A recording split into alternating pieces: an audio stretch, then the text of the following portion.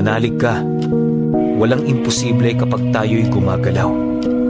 Ito ang tandaan mo. Ang tao kapag gumagalaw o nagtatrabaho, maaabot niya ang kanyang minimithi.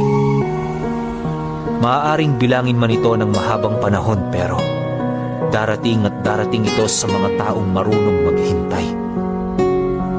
Kagaya din natin yan.